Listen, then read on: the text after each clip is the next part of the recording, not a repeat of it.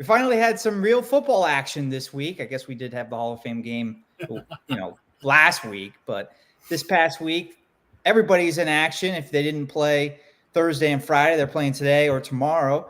And the Falcons played their first game last night. So we're going to spend pretty much all today breaking down what happened in that game against the Detroit Lions. The Falcons winning 27-24 in kind of dramatic fashion, scoring a touchdown in the final 2 minutes to win the game. Yeah, it was nice to see. It's always nice to get a win. I don't care if it's the preseason or regular. It's just nice to win. So, and it was good to see the Falcons come back the way they did. Desmond Ridder showed a lot of poise. You got to like what you saw out of him yesterday. So, as I say, it's only preseason. I know a lot of people are going to say, Tom, don't get excited. It's only preseason. But, it was still worthwhile. It's still fun to see some of the things we saw yesterday. And there were some negatives too, but it was good to see some guys coming through. Yeah, you want to see progress, right? And this is really the first time a lot of us have seen the team. We're not at practice every day, so we can't see progress necessarily in just one game, but where this team is 2.5 weeks into training camp into the preseason, you want to see positive signs. And there's going to be negatives too, but I think there were quite a bit of positives to take away on both sides of the ball for the Falcons from that game. And we're going to talk all about that. Also, something you want to avoid all the time in preseason is injuries. We talked about injuries last week and really why the Falcons didn't play many of their starters last year in the preseason to avoid those injuries. And in the first quarter, I believe it was last night, injury to a major player for the Falcons. We'll talk about that and give an update as well. So I'm sure, fans that maybe were for playing the starters a little bit more now maybe aren't so much because of the injury last night. But that's the way it goes sometimes. You get unlucky with injuries. Exactly. There's nothing you can do. So, but I mean, everything's looking good. So, it's not serious. That's the one thing you can take away from it. So, I'm still a proponent that you got to play the starters at least a series. Again, a new quarterback, new offense, new. You're putting in, trying to install an offense with guys who haven't run it before. Give them a series, let them play, and then get away from it. Get the sec 2s and 3s out there and see what they can do. Let them see if they can win a battle, win a spot on the roster. Tom answering Cindy's question off the bat, is Drake okay?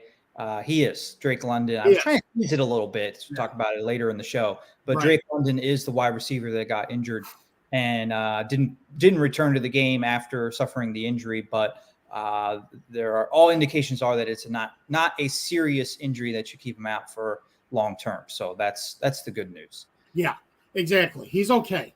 Nothing serious. He was doing some limping, but he is all right. So, I mean, he didn't even need an MRI or anything after the game. So, that's encouraging. Look good. So, at least Falcons got away with no damage yesterday. Well, today's show is brought to you by Prize Picks. Download the app in your app store. I'm just looking for the promo code here. Use our promo code ASU, producing and hosting today.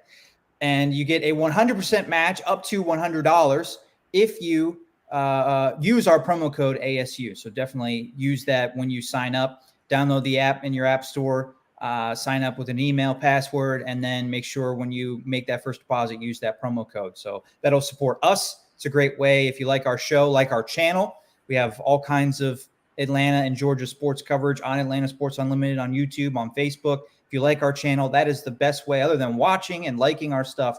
The best way to support us is sign up for Prize Picks and use that promo code ASU. Yep, exactly.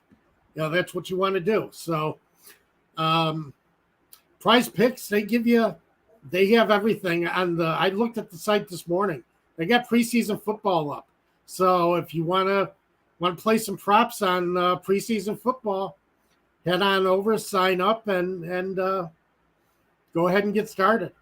Oh man, so I should have asked you to come prepared with a entry for our listeners today. Well, I was looking at it, but I don't know. You just can't. I'm not one who likes to predict and do props on preseason football. Yeah. Because if you look at it, you look at the starters, how long are they going to play? That's for one thing you don't know. Right. Patrick Mahomes is over under 60 and a half yards, passing yards. Yeah. How long is he going to play? If he plays one series, he's not going to hit 60 and a half passing yards. Right. So, you just don't know what they're going to do.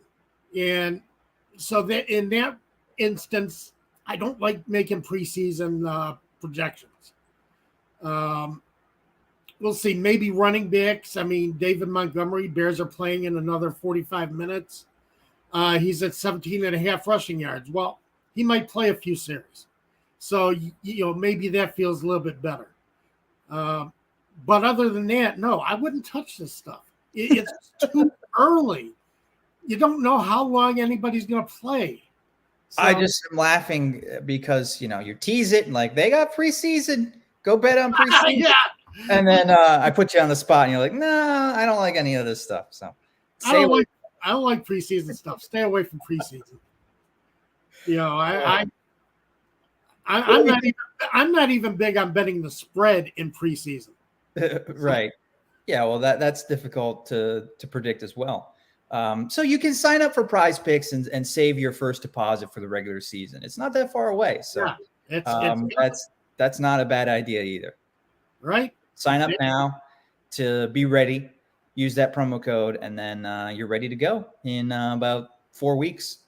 So Gary asks, and this is a great transition to what we're going to talk about today. Where are the Falcons looking best and playing better than expected? And Cindy wrote in another comment kind of answering Gary's question, and probably the number one topic everyone wants to talk about today, Desmond Ridder, the third-round pick, quarterback out of Cincinnati, played a majority of last night's game, expected to be the backup to Marcus Mariota. If you just look at his stat line, the stat line doesn't look very good, and I think he played better than his stat line. And in some other cases, he didn't play as well as that stat line.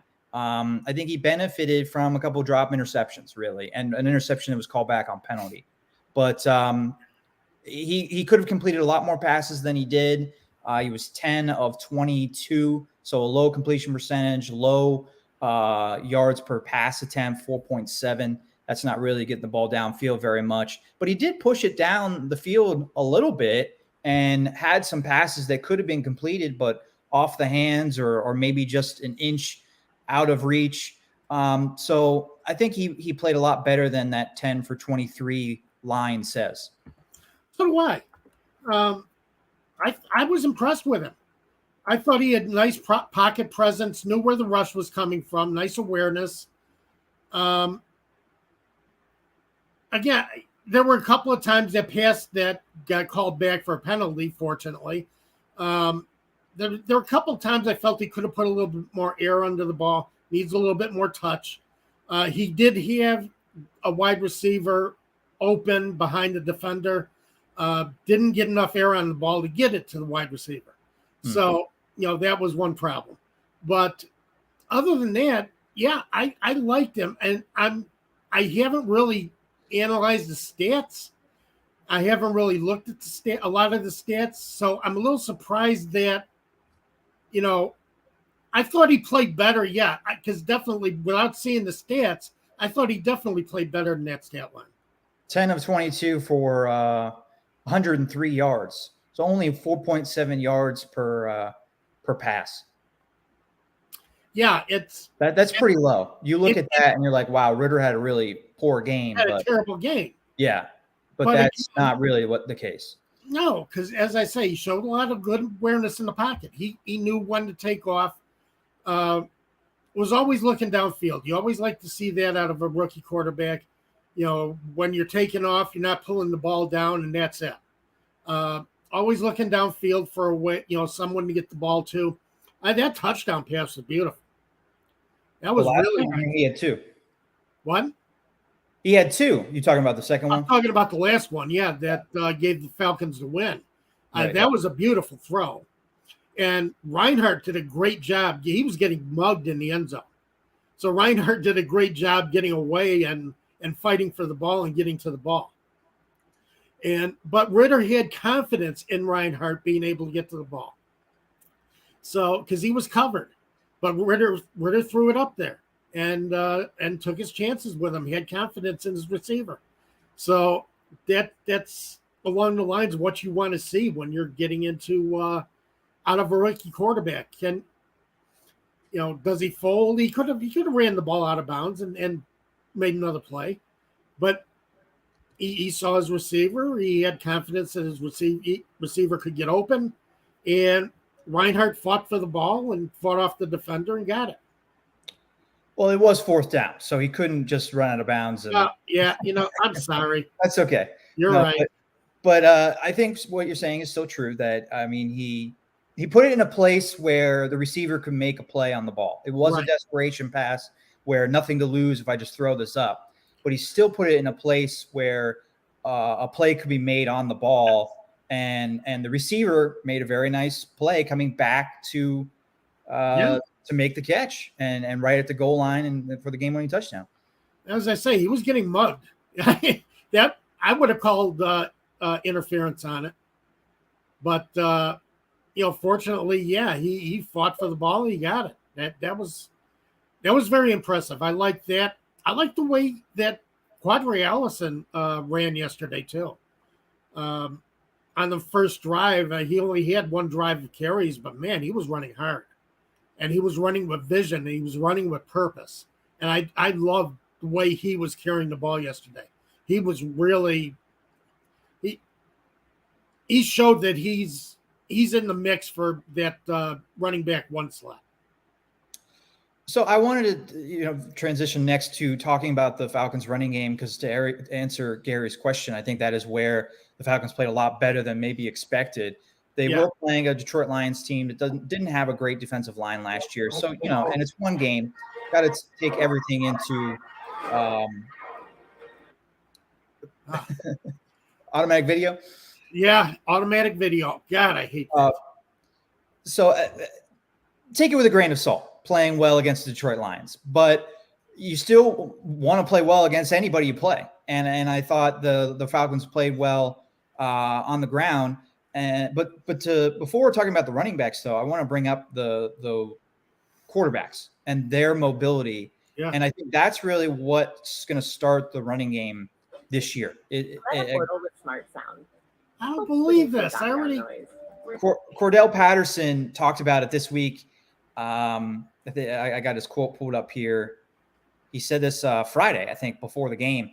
Both of those guys, he's talking about Marcus Mariota and Desmond Ridder. Both of those guys got some wheels on them.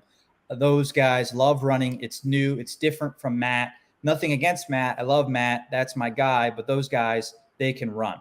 Yeah. And it's very clear just from one preseason game that the Falcons are going to feature their quarterback running a lot. And we can have another conversation about, will Mariota be healthy the whole season?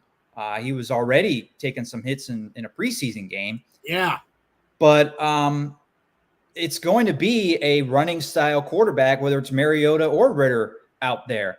And if those receivers that we're so worried about aren't open because they're inexperienced or Kyle Pitts is getting double, triple teamed, whatever, the Falcons have a quarterback that can just go run and pick up first downs. And that was very clear last night with Mariota. Ridder did it a little bit as well. And I think that will open up the running game too. Being worried about that 11th player running out of the pocket, I think opens things up for Allison and Patterson. We didn't see Patterson last night, but Allison ran very well, as you said. And really everybody had a pretty good stat line in the backfield. The Falcons averaged 5.8 yards per carry as a team. Yeah. A lot of that was Mariota and Ridder, but the running backs played really well too. And I think it starts with those quarterbacks. Yeah, I'm worried about Mariota though. I know he wants to show that he's tough. He wants to show that he's the man. He's trying to impress Arthur Smith. He's got the unenviable task of coming in, being the man after Matt Ryan. Right. And you're just not going to replace Matt Ryan. Let's put it that way. None of this is any denigration of Matt Ryan and what Matt Ryan did for the Falcons. But yeah, I mean, Mariota, that touchdown run, that is the one play you would never see out of Matt Ryan. He couldn't make that run. Right. He couldn't make any of those runs that the Falcons quarterbacks were making last night. That was the one option of the game that you opens up when you have mobile quarterbacks like that. But Mariota's going to get hurt. He keeps running like that. He's not going to make it through September. He's not. No, I agree with you. I agree with you. I thought the same thing the touchdown run was really impressive, reaching out for the goal, the pylon. It was great. Great effort in a game that doesn't really mean anything. But yeah, I didn't really see him slide at all. And he's taken some extra hits. So it is concerning whether or not the guy is going to make it through the whole season. And that's kind of been maybe one of his biggest negatives. I know, he hasn't been a great passer in his career either, but if he's not going to be a great passer and he's got to run, then he's got to find a way to be able to be healthy as well, not taking these big hits. Yeah. They have got to get a hold of Mariota and start, get down, live the fight, another play. Don't give yourself up like that. It's preseason game 1. This isn't worth getting yourself killed for. Yeah. And again, as I said, Mariota wants to be the man. He wants to show everybody that he's tough, that he can play, that, what you've seen out of him so far in his career is not who he is. I get that he wants to prove that, but you're not going to do it taking hits that you don't need to take, especially in a preseason game. Right. Ritter, I thought, had more awareness of when to get down or when to get out of bounds than Mariota did. I thought Ritter he had a little bit more presence about getting to the ground and then getting back up and running the next play. So yeah, I don't want to see Mariota keep doing that. That's the one thing I want to see out of Mariota in game 2 is get down to the ground and get back into the huddle. Don't give yourself up. You're too valuable to be giving yourself up. Yeah. You can't do that. Yeah. So, yeah. How about the wide receivers? I mean, we talked about Drake London already leaving with the injury, but he did make a nice catch on his one target.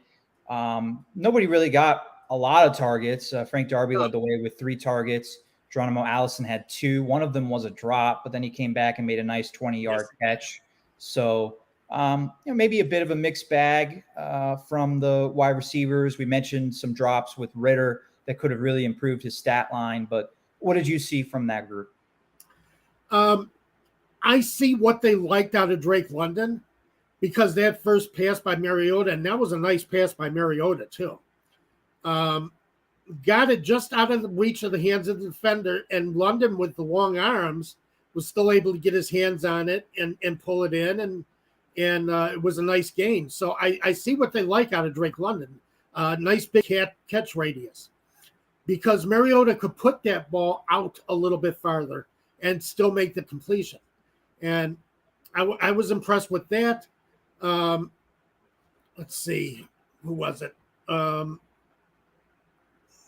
not seeing his name here. I'm looking at Daniel Hodge, I thought looked good for a first-year receiver. I kind of liked what I saw out of him. He had a nice catch out of Demir Bird. Felipe Franks, I'm telling you, he has got to catch that ball on the sidelines. That was a beautiful pass by Ritter. Yeah. And Franks has got to come down with that ball. And that was one of the most frustrating plays of the night for me because he had you could see in the slow motion he had his hands on the ball, he had control of the ball, and he still let it get knocked. And you just cannot do that. For a guy that's fighting for a roster spot too, that's a play that you got to make. Yeah, because he's not going to be a quarterback. Right. If he can make the roster as a tight end, then he's fine. You got your third quarterback on the roster. Right. But he's not going to make this roster as a quarterback. He's got to start making those catches. Mm-hmm. And as I say, that's a beautiful ball by Ritter. You got to help your quarterback. You got to come down with that. There's just no excuse for that pass. So, yeah, I saw some things I liked out of some of the receivers, but that one play was frustrating. That really kind of had me tearing my hair a little bit, and it's not as thick as it once was, and I don't need to be tearing my hair out a little bit watching these guys. Parker Hess made a nice catch for a touchdown. Ritter overthrew Hess on his first attempt at a touchdown, just barely overthrew him. Hess just couldn't come down with that ball, but Ritter got a nice little pass to him off the, what was it, like a 5-yard touchdown pass? That was a nice throw. So nice catch by Hess, nice awareness, beating his coverage. So I did like that pass. I thought Parker Hess made a couple of nice plays. So 1-yard catch, just 1 yard catch. Okay, right at the goal line. Yeah. So, but again, I'm not going to come out and say he should have had that first pass because that was a bit overthrown. That was another pass I wanted to see Ritter get some air under the ball. I think if he had gotten a little more air under the ball, he could have brought it down within Hess's catch radius. But, we'll never know. That was a little bit too far for Hess to stretch for. I think that's Kyle Pitts, though. It's probably a touchdown. I mean, it wasn't the perfect throw, but it wasn't the perfect throw because he was thrown to I was going to say fullback, but Hess is technically a tight end, but he looks like a fullback. He's got a fullback number. Oh, he's got a fullback's body, too. Right. Yeah. So nothing against Hess. He's just a little less athletic than the average guy you're going to be throwing that pass to.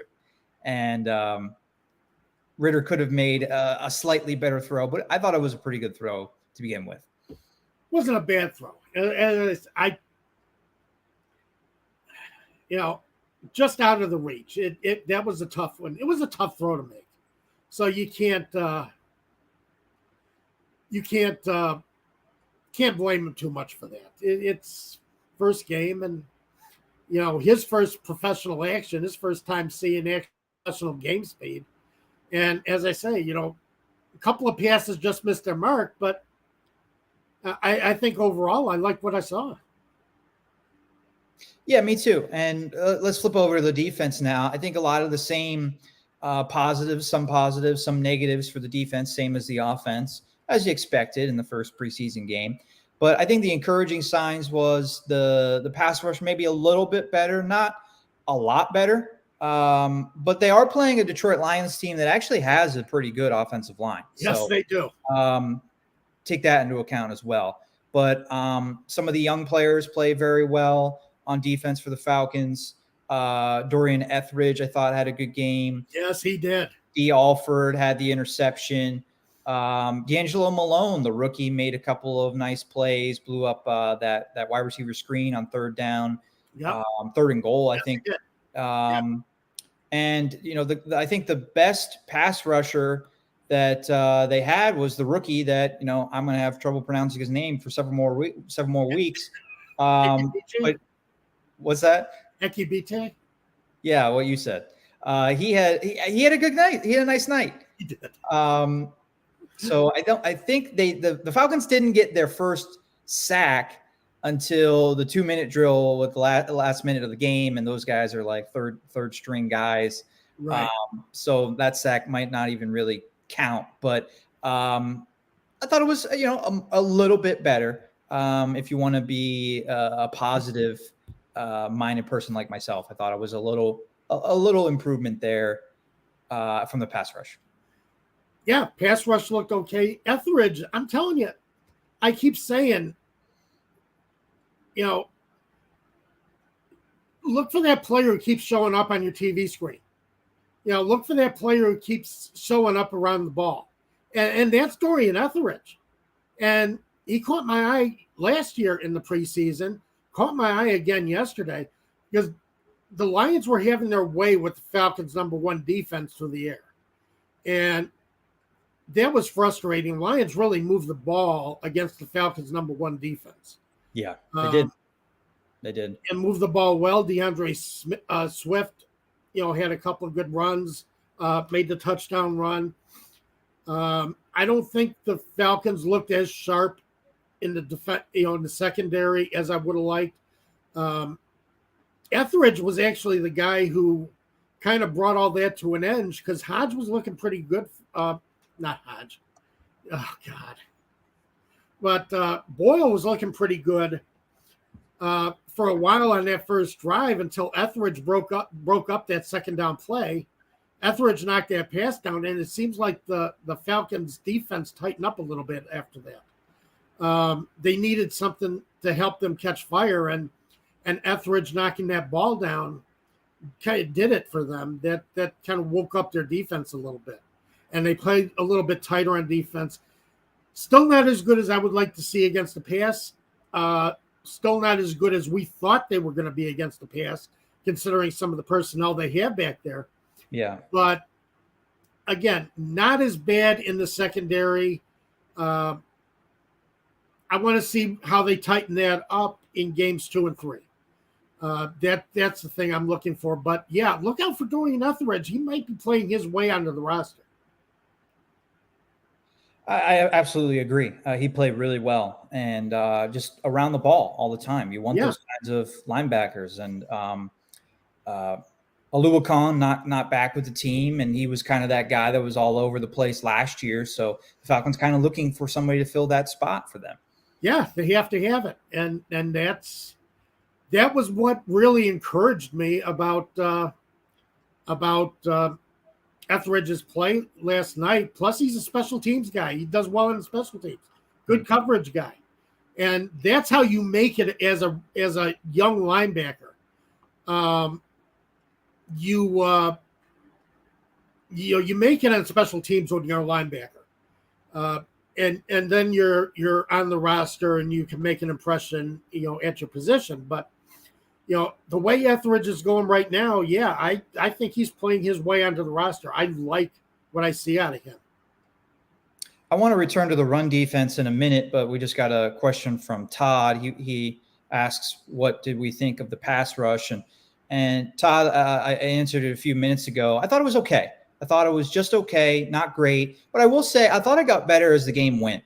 And, maybe that preseason – you don't really know if it gets better as the game goes. You're always suspect that it's just, our second team and third team guys are better than Detroit's second and third team guys, which might be the case. And that really won't mean much come the regular season. But it did get better. I think they impacted more of the passes, incompletions, not big plays like sacks and turnovers.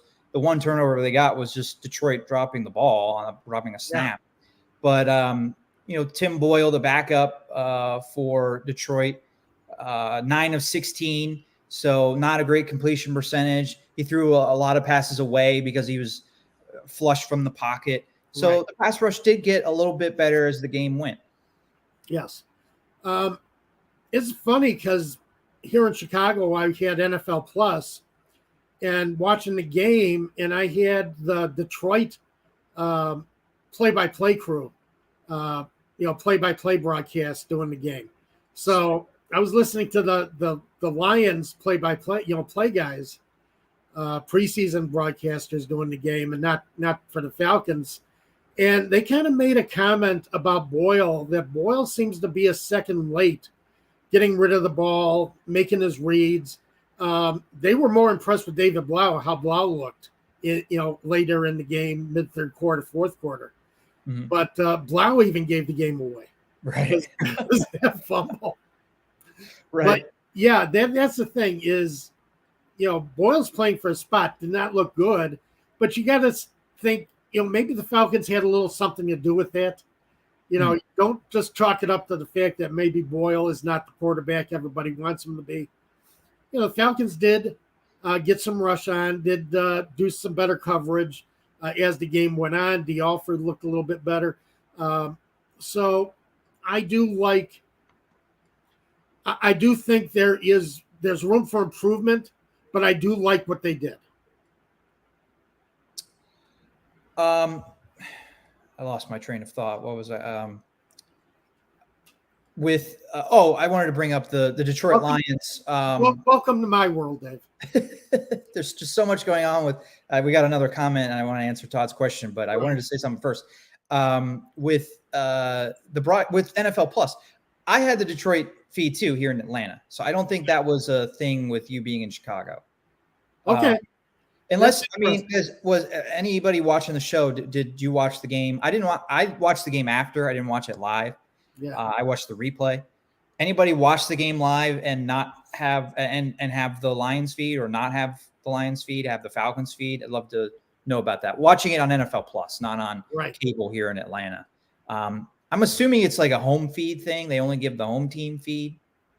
Probably, yeah. I would assume that's the case. Because I wanted to listen to the Falcons announcers. I wanted to hear more about what they thought of, they probably had some insight of how the players were practicing in camp, and just wanted to hear that perspective. And you got that from Detroit instead. You get the Detroit perspective, yes.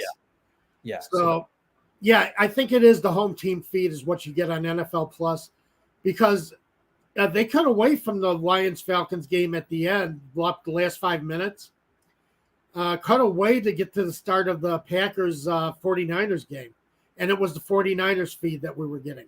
So, but they did come back long enough to show the touchdown pass by Ritter at the end of the game. But I was a little disappointed in that I couldn't watch the complete game, the game that I was there to watch, and I couldn't watch the complete game. I heard that on Twitter as well, that they cut away, and that didn't. Yes. I mean, isn't there another channel where you can watch that game, the 49ers and Packers? Like, why are they taking people on the Lions and Falcons channel, if I can call it a channel or feed? It's really the feed. Why are they taking you to a different game? If you've clicked on that game to watch, you can go click on a different game if you want to move to a different game. And that's the thing. Right. Let us know that the Packers, and they let us know a few times, Packers 49ers getting ready to start.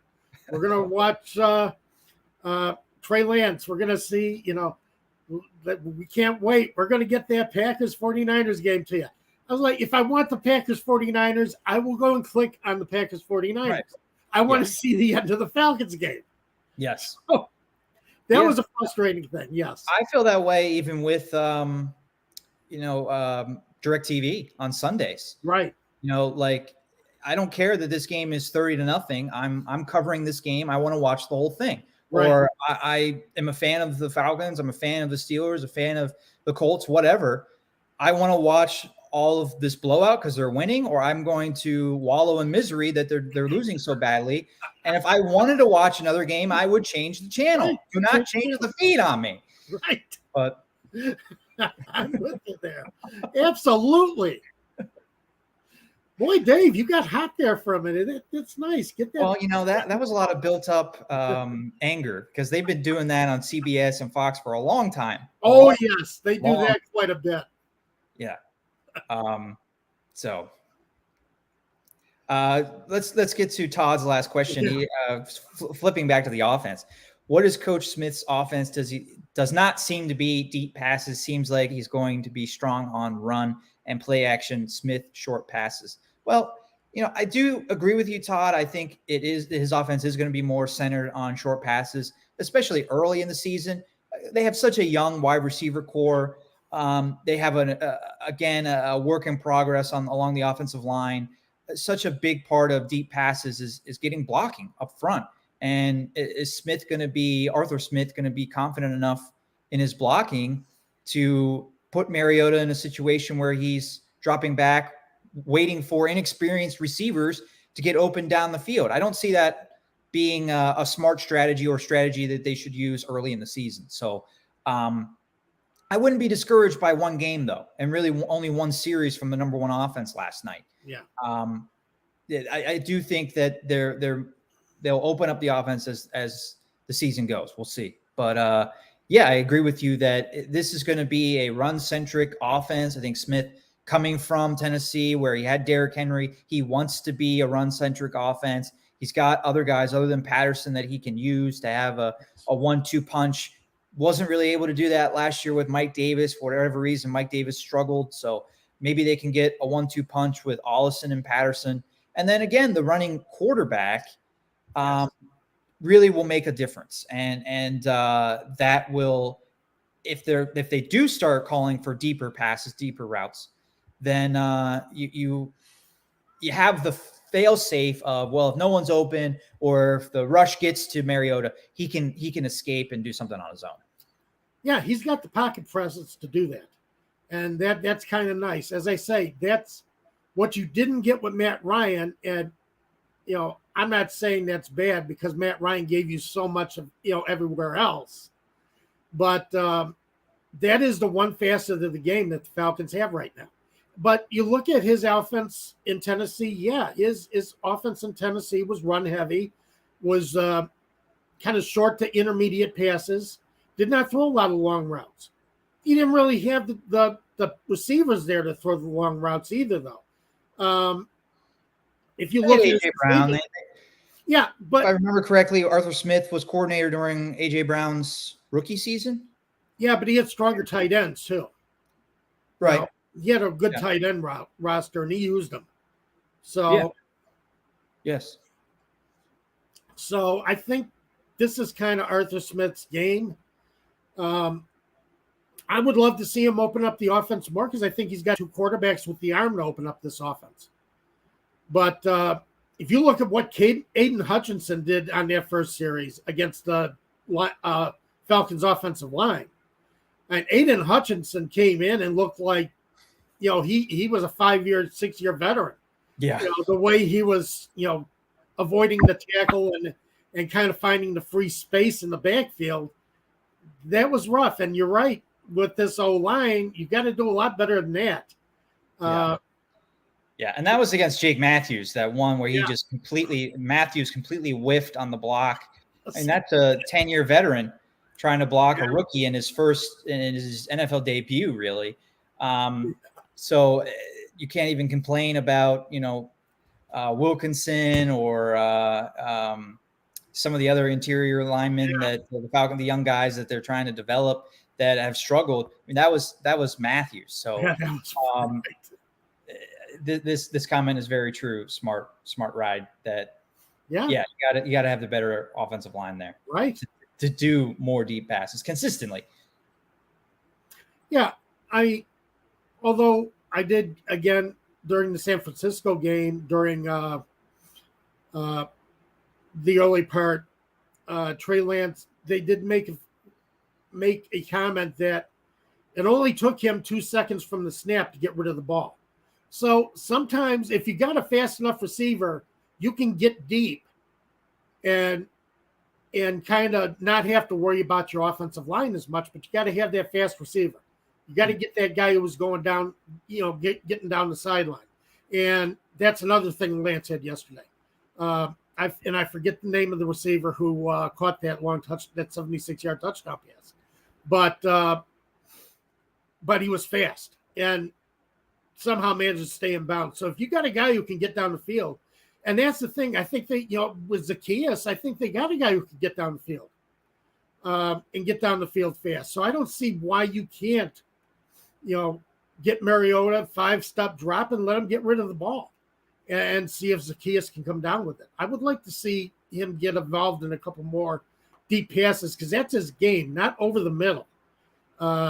And I think that's what Arthur Smith has had Zacchaeus doing. That's not his game. He's there to see if he can outrun the defensive back. You know, can he outrun the corner? Can he outrun the safety? That's what Zacchaeus is there for. I would like to see them try and stretch the field with him in game 2 at least once or twice.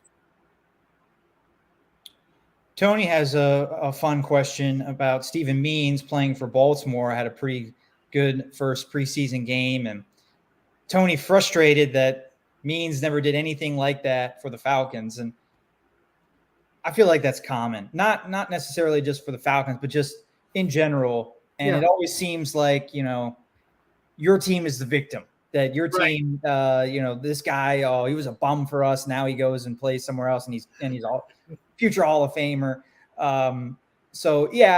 Also, I mean, Tony, I can't explain it. I don't know why. If Steven Means has a great start to the regular season, I would say get a lot more frustrated, but it was just a preseason game. So, we'll see if Means can continue that. Baltimore has it's so frustrating that they're such a great organization. They have a knack for just getting a lot out of a little in terms of like the players that they have aren't household names, and they just have a great coaching staff and a great organization. Chemistry there is just off the charts. And I don't mean to put down Dean Pease, because I think Dean Pease is a great coach, but I wouldn't be surprised if Baltimore is able to get more out of Means than the Falcons do, just because the Ravens have such a great coaching staff. Yeah, Eric DaCosta is also a great general manager. You mentioned that they managed to find these diamonds in the rough. They have a great scouting staff, and exceptional coaching staff under Harbaugh, John Harbaugh. That Don Martindale, Wink Martindale, is a heck of a defensive coordinator. He's shown it. So he gets a lot out of his players. But you gotta like Dean Pease too. As you said it right though, Dave. Let's see what he does after the first couple of weeks of the season, of the regular season. If he's still playing well, you missed. You didn't get something out of a player that maybe was there, but you couldn't find. Sometimes that happens too. So, but you're right, Dave. It happens to every team. Sometimes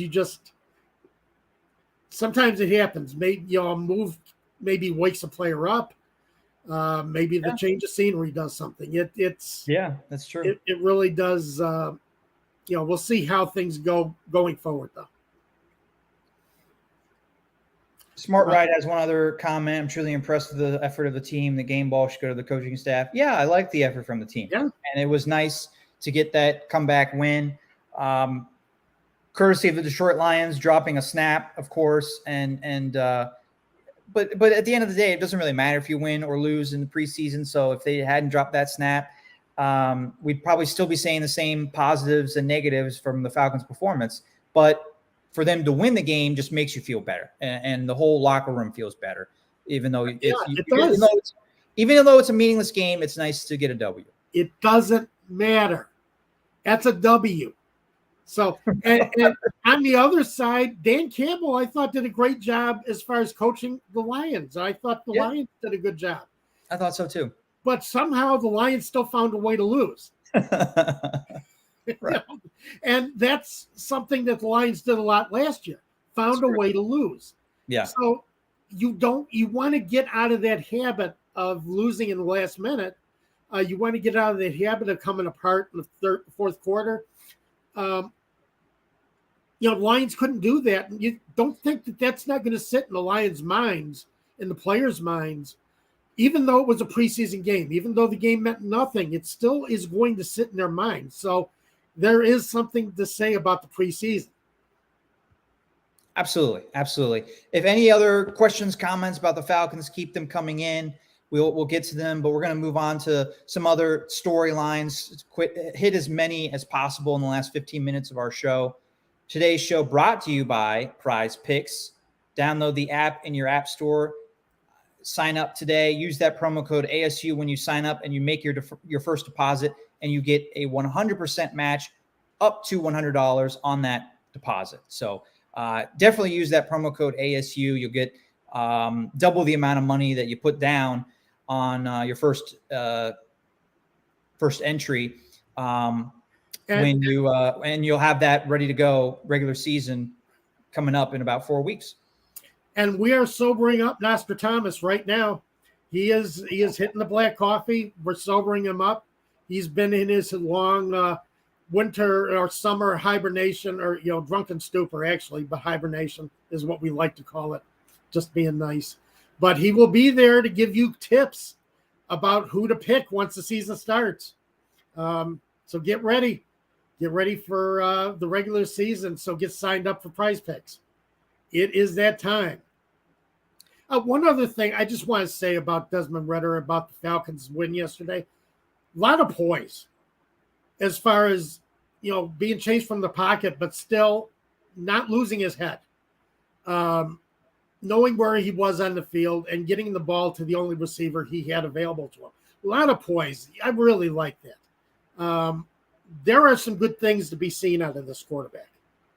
So I think the Falcons did really well so far after one game. I like what I see. Falcons will be playing the New York Jets in their next preseason game, and they will not be facing Zach Wilson. Suffered a knee injury in last night's game. Will be out 2 to 4 weeks. Avoided a major knee injury. He's not going to be out the whole season. He's got a bone bruise and a torn meniscus. Yeah. So not the thing you want to see from your young quarterback, the guy that you're hoping takes a big step in year 2. Yeah. And that's kind of been the argument for people who don't want to see starters play in the preseason. I still think you get work, get work at game speed is important, because you don't get game speed in practice. No matter what you try and do in practice, you're not getting game speed. So I do like starters getting a series, getting 2 series. So I'm not going to fault Robert Saleh for putting him out there for a series, get him warmed up and get the rust shaken off. But yeah, they're fortunate that was an ACL tear, because everything I was seeing on Twitter and online was everybody was thinking that was an ACL tear, that his season was over. Yeah. So you got to go with Joe Flacco for a couple of weeks. Right. We'll see. I mean, we didn't expect this Jets team to be a playoff team. We were just looking to see what kind of improvement that Wilson can make this season. We'll still get to see that. That's true. Avoiding major injury, I guess, is the big positive from that story. But will not be playing next week when the Falcons play the Jets. No. A couple other storylines, and then I want to talk about today's games, Tom. Tom Brady is taking an extended leave of absence, I guess is what I'm going to call it. Going to be out, 10 days, maybe 2 weeks. That's what they're saying, yeah. He's going to come back, I think, after their next preseason game, which is August 20th, which is a week from today, and he's already been out for at least a few days, if not a whole week already. So do you have a take on Tom Brady's vacation during training camp? Well, I mean, if it was anybody else, you'd start worrying about it, because it's really unorthodox for a quarterback to take time off. However, it's Tom Brady. Tom Brady is going to be ready to play. So I'm not as worried about it then, but why is he taking 2 weeks off in the middle of training camp? You've had all summer to kind of relax. You weren't at OTAs. Come on, Tom. So I don't get it. I don't see why he has to do this. But again, I'm not, as far as preparation, I'm not going to worry about it as much, because he's going to be ready for the season. No, I didn't mean to imply that the Buccaneers need to be worried. They're no longer the favorites in the NFC South or anything like that. But I think it's a knock on his character, I guess. I don't understand either why he needs to take 2 weeks off. When I saw that he was dealing with personal issues, I thought, there was a death in his family, that there was unexpected. I know he's pretty close with his parents.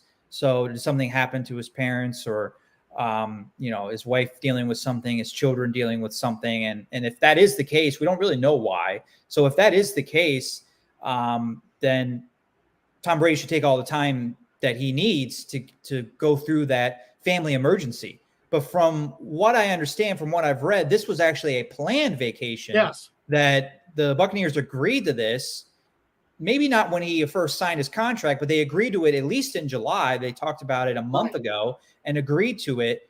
So this is it's a vacation is the way I'm looking at it, that he put in his PTO time like all of us do about a month before we want to take some time off. And the boss said, oh, you're Tom Brady. Okay. And I don't know. I just don't think that would sit very well with me if I was one of Tom Brady's teammates, even though he's Tom Brady. It would not sit with me very well that I'm out here in the Florida sun dealing with training camp and all the heat, and no other veterans or any other coach or anybody else gets this special treatment but Tom Brady. Yeah, I was going to bring that up too.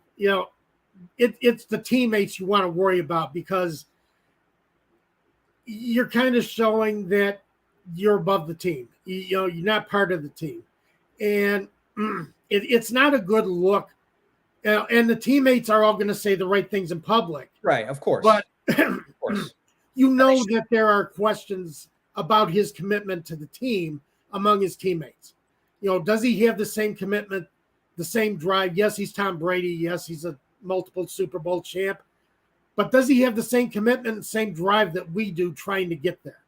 Yeah. And that's kind of what you're going to, you'll never hear that out loud, but I guarantee you that's being said in the Bucs locker room right now. And it doesn't help that he retired and then came back, because he thought about leaving the game. And now, for all intents and purposes, he has left the game for 2 weeks to spend time with his family, I assume. So it's like, Tom, you can't have it both ways. No. Either you want to play football and you got to be there at all of the mandatory practices and meetings and all that stuff, or you get to spend time with your family. You unfortunately, you don't get everything that you want in life. So pick one or the other. You went back and forth in the offseason, and as far as I'm concerned, you're still going back and forth in August. Yeah, and you're getting paid a premium dollar. I mean, it's not like this guy's getting paid big money to make a commitment to this team. So, yeah, I think there's going to be a problem with it. I think you might see problems down the line with this. Right, you can't have it both ways. You are a professional football player. Yeah, you married one of the greatest professional football players of all time, but you are a professional football player. You're a quarterback. You're supposed to be a leader. Do it. Show it. Lead. This is not leading. Tony Wright agrees with us. He thinks that teams are coming for Tom Brady. I mean, teams have been coming for Tom Brady for 20 years. Yeah, 20 years. But yeah, I think maybe maybe he'll have a bigger target on his back because of this. Again, special treatment. No one likes other people getting special treatment in anything. Right. So, and remember, the Bucs have 2 major injuries on their offensive line. True. Yeah. That is very true. Right. So that's just another thing you got to think about there. I want to get to other games today, but one of the biggest storylines from yesterday was, again, Deshaun Watson. Yeah. In just a couple of minutes, Tom, because I want to get to other topics, much more fun topics than Deshaun Watson. But did you see his comment yesterday apologizing to the women that he's impacted? I'll read his quote. He says, look, I want to say that I'm truly sorry to all the women that I have impacted in this situation. The decisions that I made in my life that put me in this position, I would definitely like to have back, but I want to continue to move forward and grow and learn and show that I am a true person of character, and I'm going to keep pushing forward. I guess what I'll say is when situations like this arise, we want to see contrition. We want to see some sign that there's remorse. Yes. And we want to see sincere remorse. So I guess my first question is this the right type of remorse? And was it sincere enough for you? No, absolutely not. For one thing, it sounds like somebody in the Cleveland front PR office wrote that statement. Did you hear that from a source? No. You just think it. The statement itself just sounds like it. Oh, okay. Gotcha. That's PR speak. That's the non-apology apology. I'm sorry for my actions, but I'm going to go forward, and basically what goes unsaid, if my victims can't go forward, that's their problem. So no, I did not like it. I didn't care for it. And I don't think he's learned anything from it. He won't put himself in that situation anymore. But I don't think he really has any feels bad about what he did before, and he wants to play football. That's all it is. Watson, I did not watch the Cleveland Browns, so it's possible that he played better than the stat line, like we said with Ritter, playing better than his stat line. But he didn't. Okay. Deshaun Watson. NFL Plus showed his 5 passes. Okay. And yeah, he was 1 of 5, 7 yards. So not the debut that the Browns really wanted from their $230 million man. Only preseason, played limited amount of time. His first action in a long time, in like 500 some days. So of course there's going to be some rust there on a new team, in a new offense, and playing with all this controversy overshadowing, and still doesn't know if he'll be playing in October or playing next year. Possibility of still of it being the suspension being added to 6 games. Goodell was trying to get this thing as a year of suspension. Yeah. So, and Goodell has made it kind of his mission to get a year's suspension out of this. And I think what Goodell is seeing, he saw the reaction to the 8-gamer. And I think Goodell realizes that the NFL has really ticked off a lot of women. And the NFL is going for that woman audience. They want this woman audience. Yeah. And they've took egg on the face for this. And because of the short suspension and the outcry that arose from it, I think Goodell's worried about that female audience that the NFL is trying to capture. I mean, every October they do the Breast Cancer Awareness Month. That's for their female audience. They want to try and show that they care. Well, the Browns are not showing that they care about their female audience because they start Deshaun Watson in a game where, there was still no sanction on him. And I don't think Deshaun Watson, as I say, he wants to move forward. Well, go ahead and move forward, but there is no contrition there. So I think he's got a long way to go, and I think that's why Goodell is kind of taking this and pushing it himself. Yeah, I don't think Goodell, we're talking about sincerity here. Does Goodell care about doing the right thing, or does he care about the women audience? I think he cares about the women audience. I think he cares about the women audience. And yeah, okay, he'll end up, in our minds at least, doing the right thing by suspending Watson a full season. That's what I think should happen. But doing it so that he can please his fan base, not exactly doing it for the right reason. But that's a whole other conversation that we don't have time for right now. I want to get to the other games, the storylines, and things you're looking out for today. For me, it's all about the quarterbacks. I like to usually go deeper than the most popular position in the sport. But you got Baker Mayfield starting for Carolina. Right now, actually, that game starts at 1:00. On the other sideline, you have Carson Wentz. So in his first action with Washington, that'll be interesting. I don't think that guy's had a very good training camp. So a lot of eyes on Carson Wentz following last season, the collapse, and then not a great training camp this year. How long will he be able to hold on to that starting job? And then we got at 4:00, Matt Ryan in his first action with the Indianapolis Colts. 7:00, Mitch Trubisky starting for the Pittsburgh Steelers. But for me, I want to see Kenny Pickett. And I don't think he's going to play a lot, but I think he'll be playing at the end of that game. And I want to see how much he's learned in 2 weeks. And then we have Russell Wilson coming up at 9:00, making his Denver Broncos debut. Those are the things I'm looking for today. A lot of interesting games, a lot of interesting stories. Of course, I'm going to be watching the Chiefs at the Bears, which also kicks off at the same time as the Panthers. But because I want to see what Justin Fields could do. But I saw pictures of that Soldier Field turf today. They had an Elton John concert last Saturday night. And that turf, they still haven't done enough with that turf. That turf looks terrible. I would rather see them sit Justin Fields today and just, get through this first game and hopefully get through this first game without injuries, because that turf is in terrible shape. Oh, that's too bad. It really is. I do not want to see him out there because, that's the kind of turf that'll give you a knee injury too. And that's the last thing the Bears need is this guy they're still counting on to be their quarterback of the future getting hurt in a meaningless preseason game. Don't do it. But yeah, I mean, the other quarterback stories that you're looking at, I'm going to be interested to see what Mitch Trubisky does on the field at the start of the game, leading off with the Pittsburgh Steelers. I'll be very interested to see how that develops. And I guess I need to mention Mason Rudolph because I guess he's in the competition. I don't know. I think he should go away, to be honest.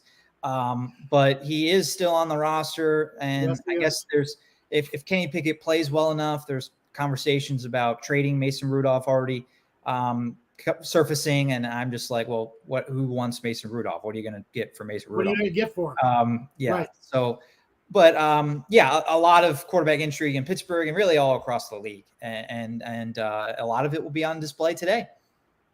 Yeah, it's going to be really interesting. It's going to be a fun day. So yeah, I'm looking forward to it, and I want to see Wilson with the Broncos because I'm a big Wilson fan. I always have been. I've never seen him as a lot of people have come up and said, well, Wilson's a game manager. No, he's not a game manager. If you think he's a game manager, you've never watched him play. This guy makes plays with his legs, makes plays with his arms. So I want to see what Wilson can do for the Broncos. Broncos, of course, being under new ownership now. Right. They're a long time.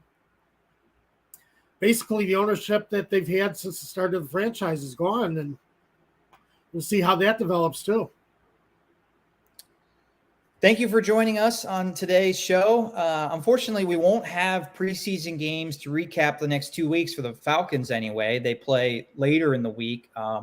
They play the Jets on Monday night, so I will preview that game next week. Preview that game, yeah. And then they play Saturday afternoon. The following Saturday, we'll preview that game as well, the final preseason game. So we got a lot of interaction today from the fans, a lot of watchers.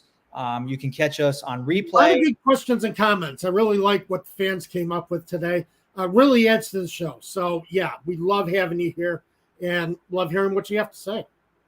You can always catch us on replay as well on Atlanta Sports Unlimited. Search our channel on YouTube, on Facebook. Give us a like. Join the conversation there. Follow us on Twitter at TJ Pollen, at DM Holcomb. And we'll be back next Saturday at noon Eastern time. Yeah, have a great week, everyone.